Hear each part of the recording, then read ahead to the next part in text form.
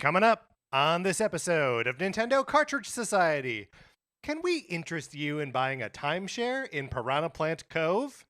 It's dangerous to go alone, so the Nintendo Cartridge Society goes with you.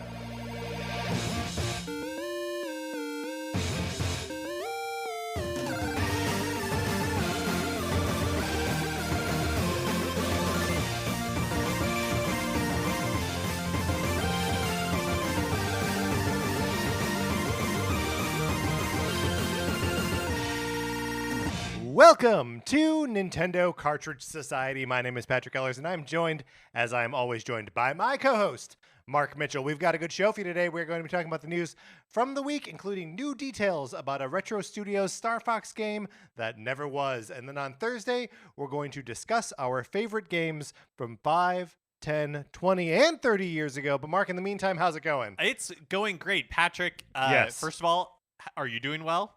Yes, I'm doing very well, thank you. Okay, perfect. Because what I got to know Yeah. is what is the update on the Sonic Forces ownership program? Okay, Sonic Forces ownership program hit a little bit of a snag. We pulled from all the names of people who have emailed us over the years to be added to this list. Michael in Chicago did respond. I am sending one of these two games off to him.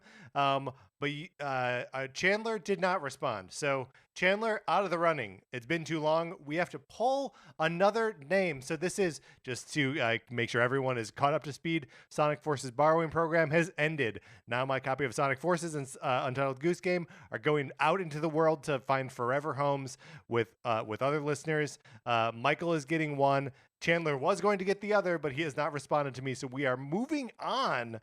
Mark, we need to consult again with the random number generator inside the Virtual Boy. That's right. Boot up the Virtual Boy. So turn on the Virtual Boy. We gotta get these little cartridges, and they've got these little like black things on the bottom that like guard the circuits or whatever. All right, this one says random number generator 3D, of course.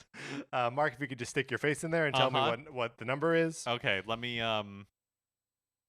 the number is 36. 36 is Thomas in the look. This thing is going to the Netherlands, Mark. We did it. We did it. The Sonic Forces ownership program is international. We're going international. So I look. Although I think this is all over now, but who knows? That's what we thought last Thursday. That's what we thought last Thursday.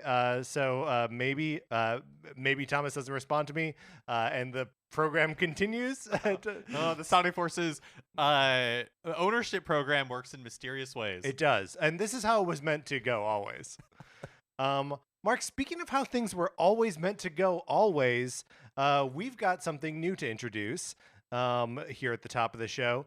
We're introducing a way for you to support the show. We are launching patreon.com/Nintendo Cartridge Society. That's right. You can support us at the $4 level, $8 level, or $16 level. Which we're calling the 4-bit tier, the 8-bit tier, and the 16-bit tier. We're a Nintendo show.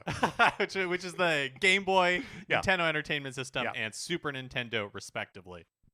So at the $8 level and above, you receive a monthly bonus episode from we're going to be doing a series of mini series, and you get these episodes when you subscribe at those levels.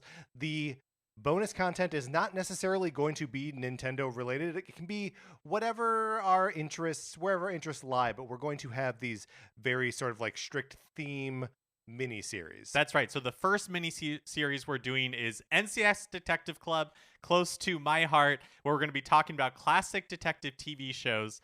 2 episodes are up right now, and new episodes will come out every month. But at the $8 and $16 levels, you get to vote on the topics for future miniseries. So you help get to guide what the content the bonus content that you'll be listening to. Yeah, we've got a lot of fun ideas, but we want to sort of be, it be sort of community directed what we're going to be talking about. But Mark, NCS Detective Club, we've got these 2 episodes in the can already, 2 episodes out there. If you subscribe now, you can listen to them now. Let's talk about these for just a second, because the first one is about Murder, She Wrote. That's right. That's right. Should be no surprise. And the second one is about the TV show Monk, which was new to both of us. New to both of us. We both had a great time. Because I don't want to spoil anything, but It's a fun like deep dive into 2 episodes of each of those shows where you can either watch along with us or you can we recap every beat of the mysteries. So you can also just jump right in there. They are fun listens with or without watching the shows. That's right. So, plus there are other rewards, and you can check all of that out on our Patreon, which again is patreon.com/Nintendo Cartridge Society. And just to call out here real quick, nothing is changing here on the free feed. This is not like the weak part of the show and the great part is going behind a paywall. We will continue to do 2 episodes per week. Everyone will continue to have access to the Discord. We are not gating anything that you were previously getting for free. So yeah, that's our plan with the Patreon. Yeah, absolutely. Also, speaking of the Discord, if you are not in there yet, you should get into the Discord. We are having great conversations about Nintendo all the time. Maybe a Nintendo Direct is coming up, and we got to talk about it live, right? So get in there. Email us at nintendocartridgesociety@gmail.com, and we will send you an invite, and then you can be in there with the rest of us. All right, Mark, are you ready to talk about what we've been playing this week? Yeah, let's do it.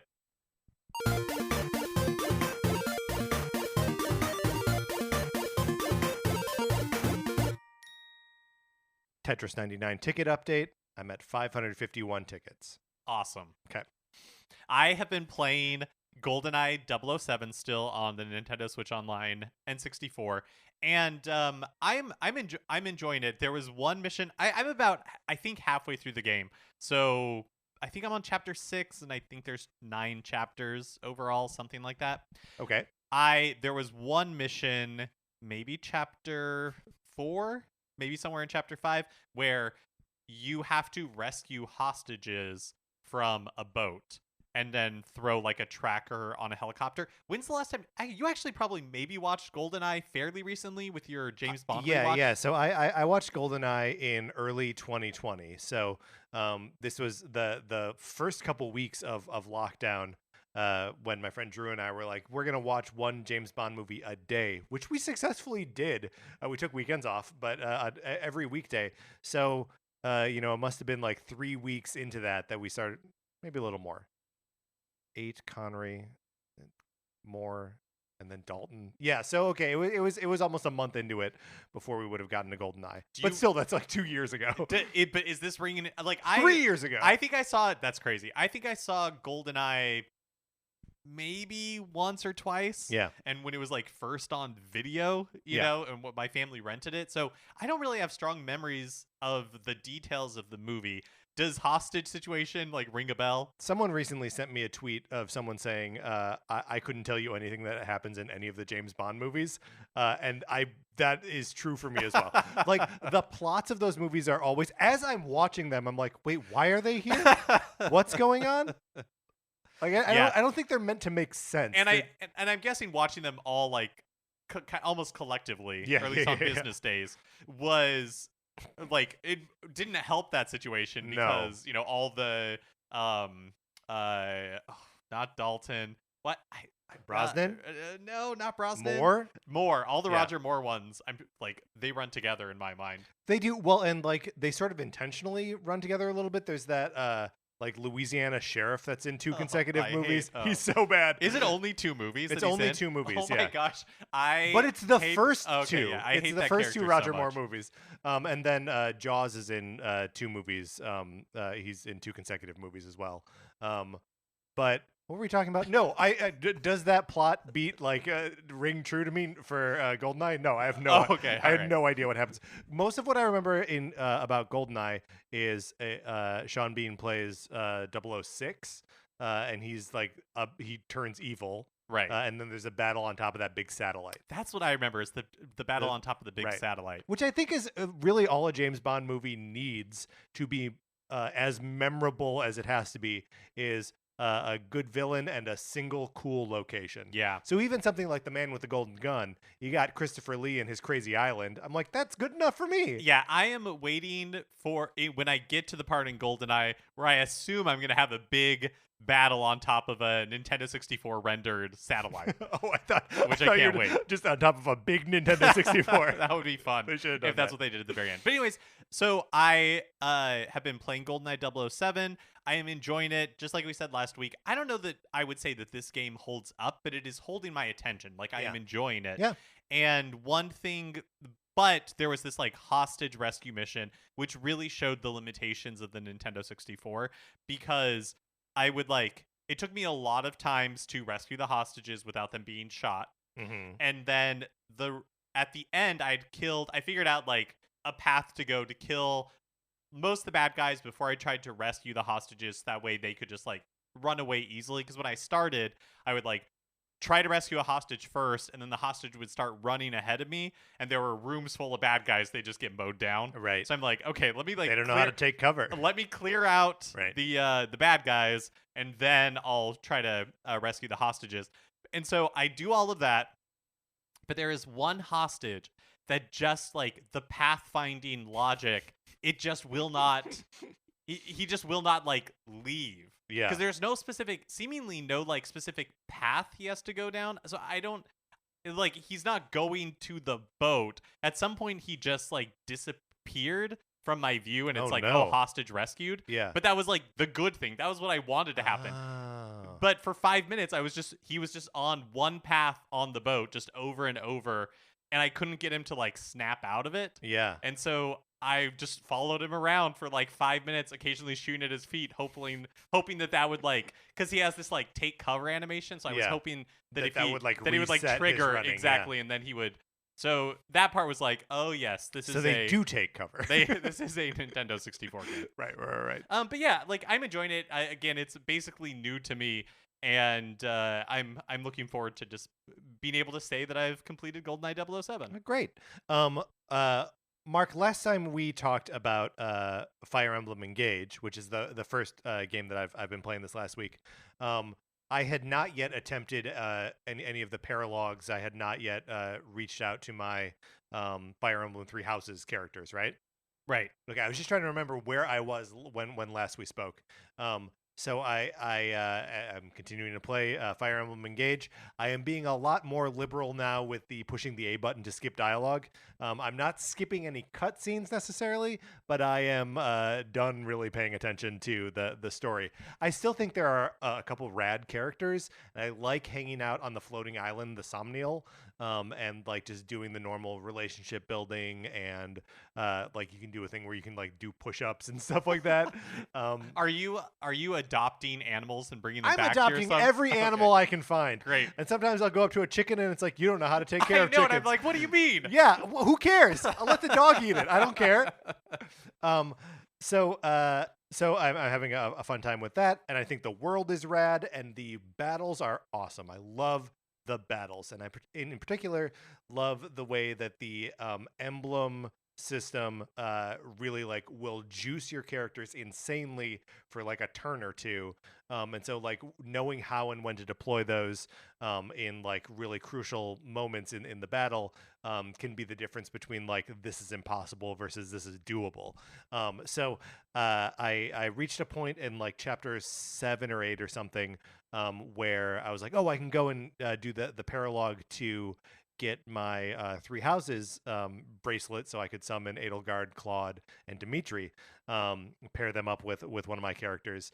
And so I just sort of went down a path of like doing these paralogs, because there's another one after it that And paralogs are basically side missions, right? Yeah, yes, absolutely.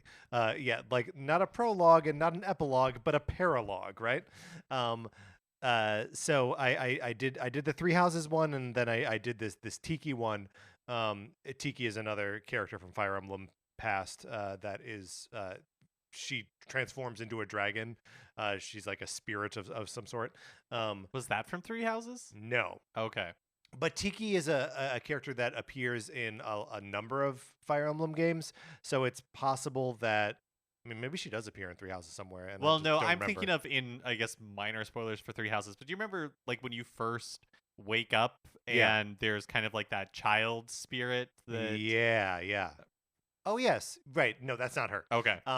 But so in any event, I was doing this paralog, and I think I was under leveled for it, because it like wiped me out, right?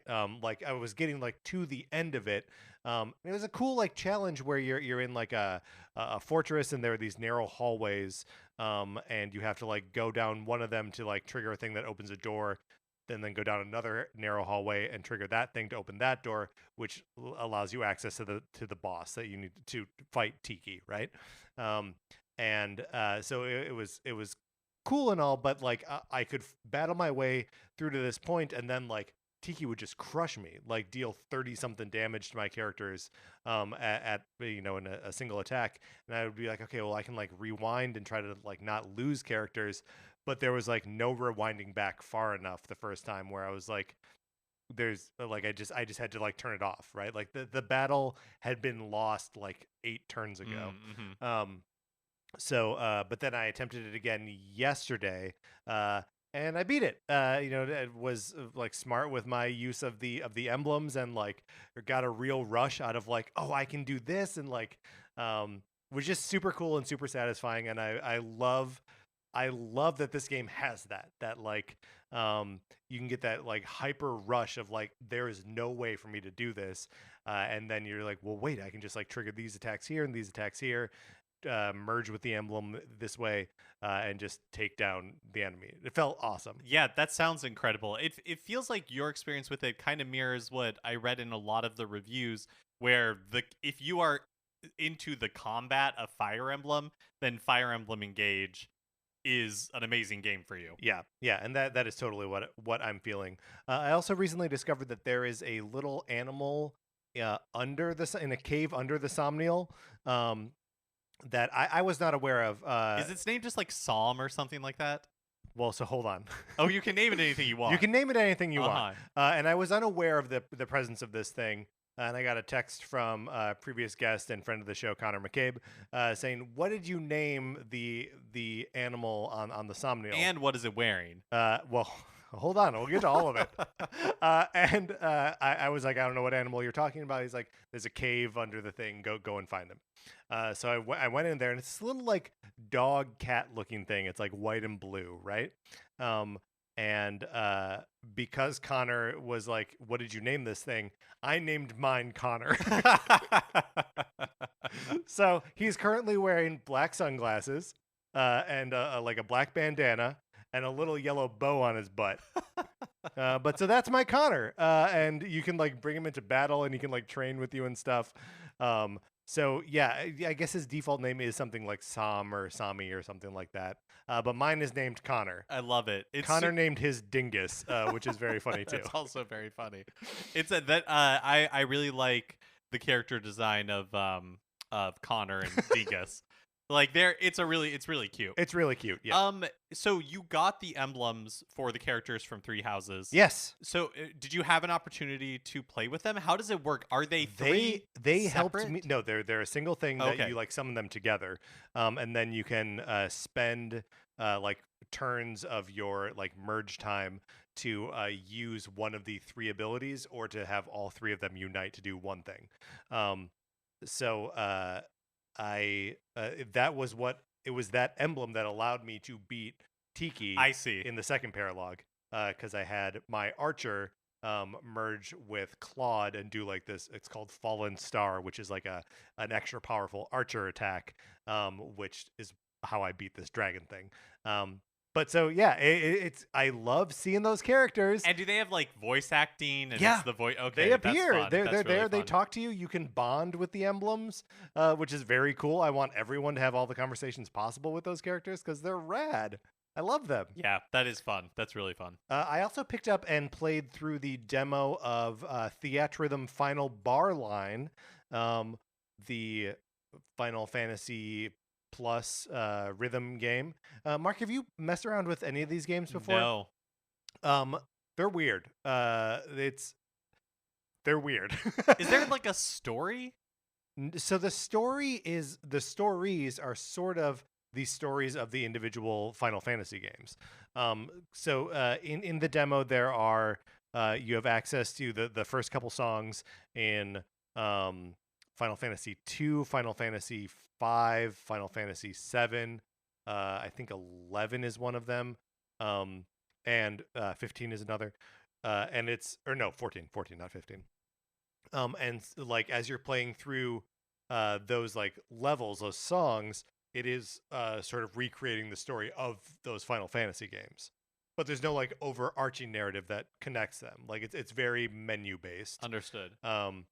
But like so the way the game works is you have a party of 4 characters, and there's like the rhythm highway, right? The normal like they call it the highway in Guitar Hero.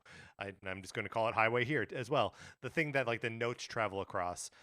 There are 4 of them, and each one represents one of your party members. So when you successfully play notes on the beat for that party member, then they take an action, right? And so you have like fighters and healers and magic users and stuff. And so who your party is will actually affect like how long you survive or what attacks you're using in those specific things. So there actually are enemies where or like levels where you're going up against, you know, a ice type enemy, and so like, oh yeah, make sure you have uh magic characters that have fire magic, because just as you're doing the rhythms right, they will naturally cast fire spells. Does that make sense? Yeah, that's really interesting. And it's all yeah, I've made this like observation or comment or question before, that like it was unclear to me how what you're doing with the buttons on the controller really relates to like anything musical, and it's still sort of confusing and pretty abstract, because for the most part you're just like pushing any button to like hit the thing on the beat. Every now and then it'll be like directional, and so you just have to like flick a stick in that direction. It can be the left stick or the right stick, and up, down, left, right, any of the diagonals. And then there are also like notes that are sustained, so you have to like keep the button depressed. And then there are times where like it moves up and down, and you have to like move up and down with it using the thumbstick. So like the inputs are just like bizarre, right? And on the beginner and medium levels, or maybe it's beginner and normal, whatever like the bottom 2 difficulty levels are, it makes sense and I can wrap my brain around it. When I bring it up to the expert level, it's like impossible. Like the button combos that you need to like execute on are just like maddening and only like tangentially related to the music. So all of which is to say, like, I don't know if I like this or not. Like, I love hearing the music in these Final Fantasy games, and I like the art style of the game when it's not in action. Like, there's all of these cool, like they show you like screenshots from the original games. There's a lot of fun pixel art and stuff like that, and then there's a lot of like conceptual art that's really fun to engage with. But the way the characters actually look when they're like out there, they're these like paper doll kind of style that I think is bad and doesn't look good. But like otherwise, the aesthetic, and when you're playing through these levels, you can't focus on any of the graphics. You just have to like be doing the rhythm part of it. So it doesn't really matter that much. But so yeah, I'm having a very confusing experience with it. It sounds crazy. Like, It I don't really is. know how else to Yeah.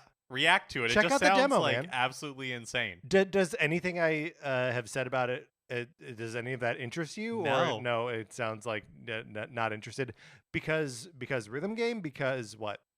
I think I don't know. It doesn't really, cuz I would say I enjoy rhythm games generally speaking, but I'm not amazing at rhythm games. Like on Guitar Hero, I was really comfortable in medium. Yeah. But that's where I wanted to, like once I got to hard, I wasn't having fun anymore cuz I just wasn't like good enough to execute on it. Yeah. And this just sounds confusing. It is definitely that. But like I don't know, there is something to it that I find appealing. I mean, it sounds really interesting and like academically interesting almost. Yeah. Where the fact that this will be the third one of these. Yeah. So obviously there is an audience for it. Yeah, just but seems it's the third one in the same way that like Super Street Fighter is the third Street Fighter 2. You know what I mean? Like, it's the same game with just like more stuff piled on top. But yeah, I mean, so like, was your statement like? So it seems like it's here to stay, or no, just that they think there's a market for there it? clearly is a market for it. Yeah. That's just really interesting. I don't know exactly how I expected it to work. I mean, everything you're saying, I hadn't really thought about it. Everything you're describing is like, yeah, I guess that makes sense. Like if you were going to make a Final Fantasy rhythm game that like all of this tracks, Yeah. it just doesn't sound all that appealing to me. A note about the demo, and I get that it's a demo for a game that I paid $0 for it, but it is like aggressive with how much it like shoves the like full release of the game down your throat. The demo starts with like a 3-minute long unskippable like trailer basically for the game. And then like after you play the first like couple songs, there's another like unskippable video that's like, this one was longer. This was like 5 minutes of like gameplay and clips from like each of the Final Fantasy games, and the like songs that go along with them. I don't know, like I think it would be fun to really dig in. Is there like multiplayer? Oh, I don't know. I don't know. That sounds hard. The it did highlight for me that like I don't have deep functional knowledge of every Final Fantasy game. And I wanted to hear the music from Final Fantasy 4 and Final Fantasy 6, and it's like, how about 5? And I'm like, all right. And the melodies get reused enough that like there was no point where there was no game that I went into where I was like, I don't know any of this music. But there's a deep well of music that I have not dipped into in that game yet. So I don't know. I think it's one that I'm going to wish list and wait for it to go on sale and then like pick it up on sale. Yeah. All right. That's what we've been playing this week. Let's get into the new releases and what we might be playing next week.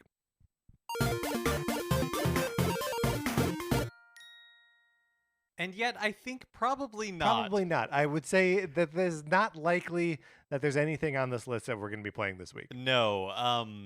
A thin week for new releases that we know of so far. Yeah, that's right. Anything could happen at any moment. Something could shadow drop that maybe we'll be all abuzz about next week. But of what we know release-wise, nothing that I really want to shout out. Should we just go through and we'll each pick a couple of games to say the name of? I mean, honestly, I don't. These all seem like bad. Prison Tycoon under new management. I won't go so far to say bad games. That seems like a morally bad game. You got one? You got one you want to shout out? How about Alice in Wonderland? Yeah, there we go. Perfect. Releasing on February 9th, which is Thursday. Look, if it's not America McGee's Alice in Wonderland, I don't know what we're doing. All right, Mark, let's get out of the new releases. Which brings us to a regular segment on our show. It is time for 433. In 1952, American composer John Cage wrote a piece called 433, wherein a performer or a group of performers didn't play their instruments for 4 minutes and 33 seconds. For the purposes of this show, our instruments are talking about Nintendo. So, for the duration of one performance of 433, Mark and I will talk about something not at all Nintendo related, thus fulfilling the contract of the piece. Mark, what are we talking about today? Yeah, today is a suggestion from Maisai Ace on Discord, and correct me if I mispronounce that. I'm not going to correct you, Mark. Were you asking me to correct you? What we're going to be doing is a quiz from BuzzFeed where we're going to be guessing the Disney movie based only on the first line of the movie. Okay. All right. So, temperature check before we get into it. I want to get into it because we only have 4 minutes and 33 seconds. How well do you think we'll do? Disney movie is a wide net. Yes, absolutely. Right? So, and they've made a lot of movies in the last 10 years that I've seen one time, right? And probably even some of those that I've not seen at all. So I think we're gonna do pretty bad. Okay, all right. Let's see. I'm expecting bad. Okay. Are you expecting bad? I think I'm more optimistic than you, but I think anything can happen. Sure. Here's the first one. Yeah. All right, everyone. This is a stick-up. Don't anybody move. And our options are Zootopia, Treasure Planet, Big Hero 6, or Toy Story. I think it's 100% Toy Story. It's Toy Story, right? Okay. Right. Because we're right. It is. Because he's playing with the toys. Uh-huh. Playing with Woody. Okay. Isn't this great? The salty sea air, the wind blowing in your face. Perfect day to be at sea. And is this The Little Mermaid? It's The Little Mermaid. Luca, Finding Nemo, or Finding Dory? It's The Little Mermaid. I think you're right. And we are, in fact, correct. Yeah? Listen, they are beautiful. No, so many colors of sounds, so many changing moods. And is this Aladdin, Coco, The Hunchback of Notre Dame, or Pinocchio? So it's not Aladdin. Right. It's not The Hunchback of Notre Dame. Right. I don't think it's Pinocchio. I think it must be Coco. Well, because Pinocchio begins with Jiminy Cricket singing. Possibly. I'd believe it. But I don't think it sounds with so many changing moods. I mean, okay, actually, could it be Pinocchio? Because I don't think it's Pinocchio. Is it Geppetto? Like, and his like toys. So many changing moods. No, it's not. It's not Geppetto. Okay, all right. It's not Geppetto. So Coco. Read it again. Listen, they are beautiful. No, so many colors of sound, so many changing moods. Listen, they are beautiful. No. But who? So many colors, so many changing. I think it might be Geppetto. Miguel starts by like addressing the audience. Does he? Yeah. I don't remember As we're that. seeing those like flags, like telling the story about like his mother. Okay. Go with Coco. Go with Coco. Okay. No, it is. It was The Hunchback of Notre Dame. Ah! All this happened before, and it will happen again, but this time it happened in London. Battlestar Galactica. And this was Peter Pan, for sure, right? The Rescuers, Aristocats, Peter Pan, or 101 Dalmatians. It's for sure Peter Pan. Okay, all right. Okay, we're correct. Okay, great. This is the story of how I died. Is this... Soul. Okay, yeah, I think you're right. No, we were wrong. It's Tangled. What? Yeah, maybe the Mother Gothel, the villain. This is the story of how I died? That's what it says. I haven't, or I can't. I think I've seen Tangled once. Maybe This is how I dyed my hair when I was no longer magical. Sorry, I didn't say the it kept going. the There's an ellipses, of yeah. course. Will you take a look at that? Pretty pathetic, huh? Inside Out, The Emperor's New Groove, Aladdin. Oh, it's Emperor's New Groove. I think it is as well. Yeah, Yep. okay, we got that one. Once upon a time in a faraway land, there was a tiny kingdom, peaceful, prosperous, and rich in romance and tradition. Is that Frozen? So the options are Cinderella, Beauty and the Beast, Tangled, and Snow White and the Seven Dwarfs. Okay, well, we know it's not Tangled. That's right. We know it's not Tangled. Maybe it's Snow White. Uh, Snow White could start with like yeah, it could. Or wait, was Sleeping Beauty on there? Yeah, no, it's not. Cinderella, Beauty and the Beast. Ooh, okay. It's not Beauty and the Beast. Okay. Because that starts with like the story about the old woman being turned away by. Right, but could that not start with Once Upon a Time? There Sure, was a tiny it definitely kingdom, could. Peaceful, prosperous, Once upon a time, there was a yeah. I don't know. Maybe. Okay, I'm gonna. I think let's go with. Does Snow White have narration though? I don't think it has like spoken narration. I think it might be Beauty and the Beast. All right, go for I it. don't want to outthink Go for ourselves, but I think it. No, it's Cinderella. Cinderella. Okay, well, we were gonna get it wrong either Yep. way, right? Sometimes I think I'm cursed because of something that happened before I was born. Coco, Tangled, Strange World, or The Princess and the Frog. This could be Coco. This could be Coco. I didn't see Strange World. No, me neither. Oh no. We have to finish the quiz. Okay, are we gonna guess Coco? Yeah, I guess Coco. Hey, that one's right. Hey, all right. You poor little fella. It's all right. Big Mama's here. Fox and the 101 Hound. Are you that? Big Mama's the name of the one of the options. The owl. Yeah, that's correct. Yeah. Oh, I come from a land from faraway place. That's Aladdin. It's for you, darling. Merry Christmas. That's Lady and the Tramp. Is this on? Is that The Incredibles, Zootopia, WALL-E, or Spies in Disguise? And I'm going to tell you right now. It's WALL-E. It's WALL-E. Yeah, because is this on this? That's the live action Fred Willard character addressing like in one of his news broadcasts. No, which probably doesn't happen until like No. 20 minutes in the movie. It's No, not that. we were wrong. Dang it! It's The Incredibles. Oh sure, Also, because they start that also with like don't like remember. documentary footage. Okay. Yeah. Also, sure, where they're doing like people on the street type Yeah. interviews or whatever. Well, it's like with the heroes. Oh, got it. Yeah. Okay. Spies in Disguise, I guess technically a Disney movie because they bought What's Fox. Spies in Disguise? It's the movie with like Will Smith and Spider-Man where they get turned into pigeons. One of them gets turned into a pigeon. When you say Spider-Man, what do you mean? What is the name of the Tobey Maguire, No, Andrew Garfield, the young one. Yeah, exactly. That one. The one whose name I can't remember either. Tom Holland. Tom Holland. Okay, I think we only have a couple more. Pretty, huh? I'll bet a lot of you folks don't believe that about a wish coming true. That's Pinocchio. That's Jiminy Cricket. That he just is. sang a You're song. right. You're right. Long ago, the world was full of Although wonder. I would argue that if it starts with the song, then the first words are "When you wish upon a star," because that Aladdin one started with "Come from a land of a faraway place." I don't think he sings "When You Wish Upon a Star" at the very beginning of Pinocchio, does he? Yeah, he definitely does. That's what he's talking about when he says "pretty," huh? Oh, I thought it was just like a slow like pan onto this little Italian village, and As then he sings. All right, I'll believe you. I'll believe you. Long ago, the world was full of wonder. Ryan the Last Dragon, Onward, Encanto, or Strange World. I think Encanto is the only one of these I've seen. Maybe I saw Ryan the Last Dragon. So it is the theme of Onward that a long time ago the world was filled with wonder, and now it is no longer wonderful. And like magic is a thing that has like gone away. I'm gonna say Onward. I think it's Onward. Yeah, I will. You're right. You're Yes! right. We got 10 out of 14 correct, which is I feel pretty miserable. Good So bad. So bad. We didn't know those, Mark. All right. We were accompanied today by pianist Kyle Shaw. Mark, let's get into the news.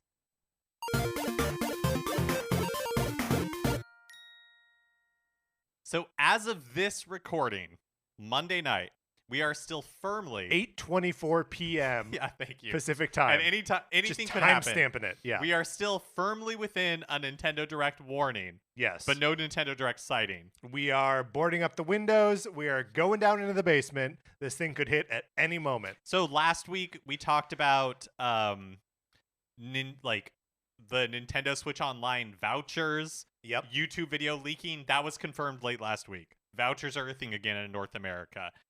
There's been again, just to review the vouchers program, it's $99.98 that you can use to redeem and get 2 first-party Nintendo games.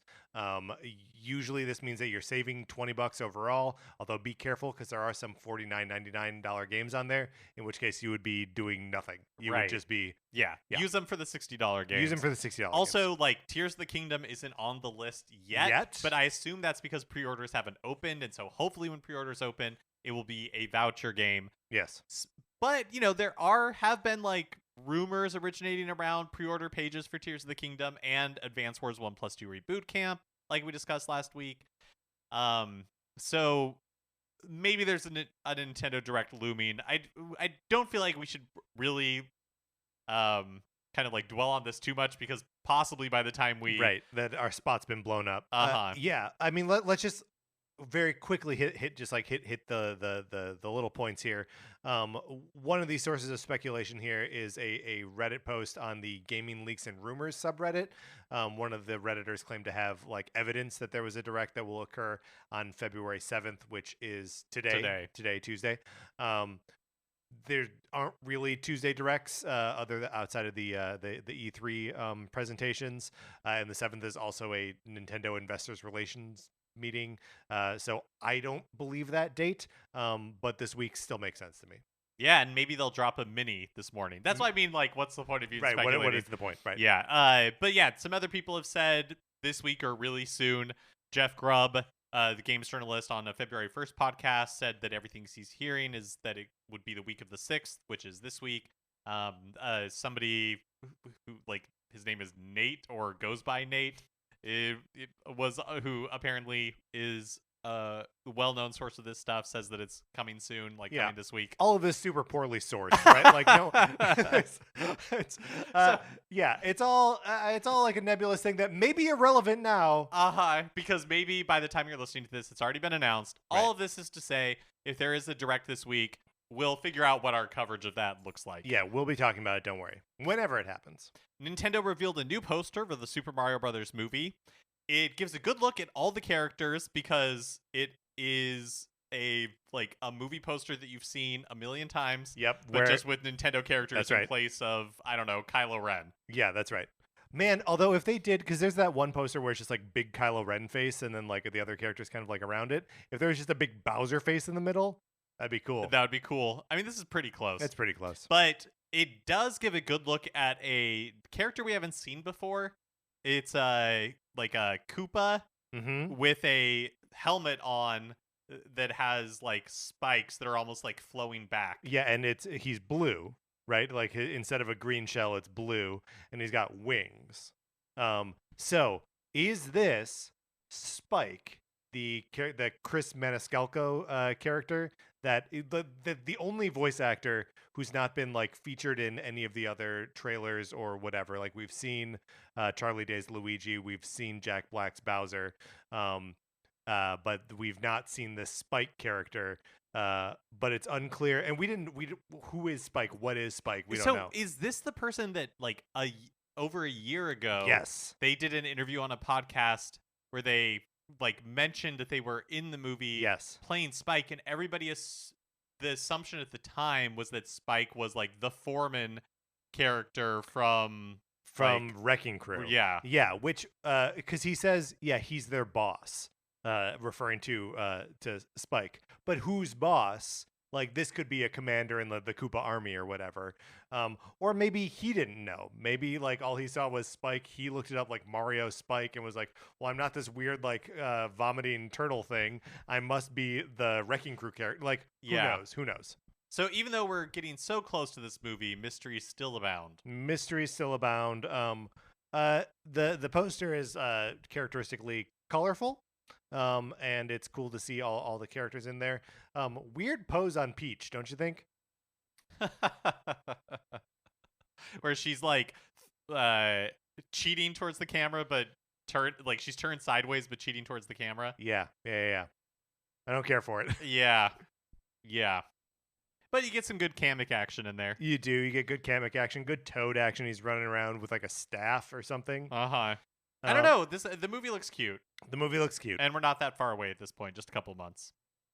As part of the Exploration Tour, Mario Kart Tour is introducing a new track, Piranha Plant Cove. It's like a big underwater area complete with submerged temples and giant eels. And we generally have not talked about Mario Kart Tour on this show very much, but with the Super Mario 8 Deluxe Booster Course Pass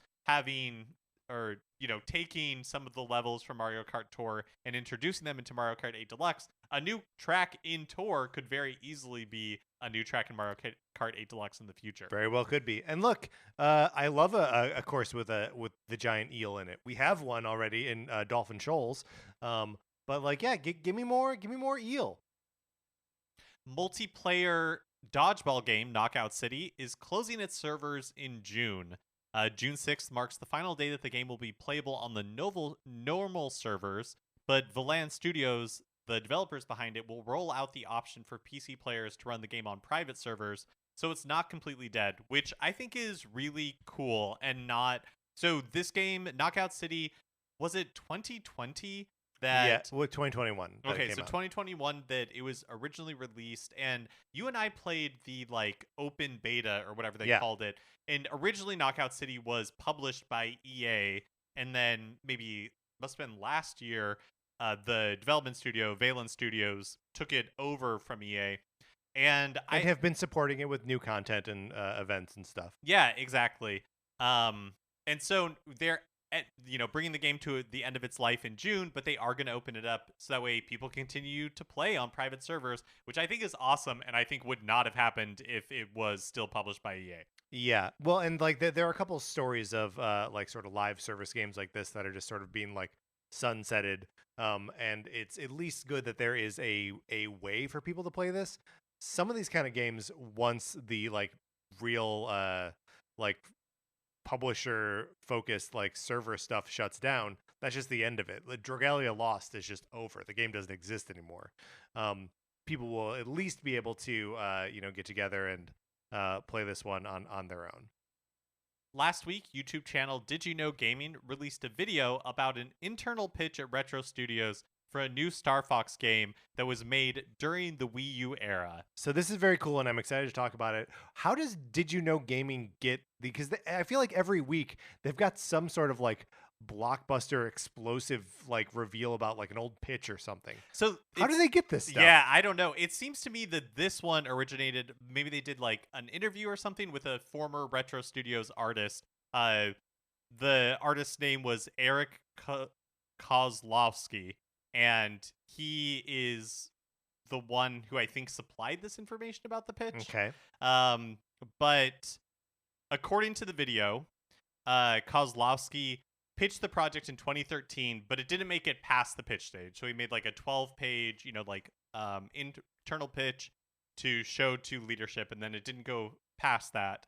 But the game in the pitch was called Star Fox Armada, since the idea was to build up your own group of ships to take on missions.